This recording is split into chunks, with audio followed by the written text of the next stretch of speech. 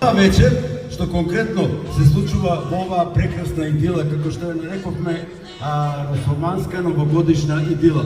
Вториот дел од овој проект Рок-н-рол вечер. Да уживаме во добрата музика, да се загрееме малку и со радост и среќа се разбира со песна да ја дочекаме новата 2026 година.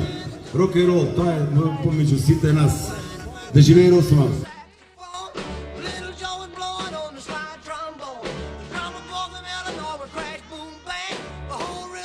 Was a purple gang, let's rock. Everybody, let's rock.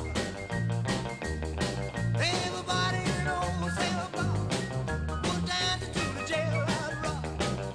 Number 47 said to number 3, you the cutest jailbird I ever did see. I sure would be delighted with your company. Come on and do the jailhouse rock.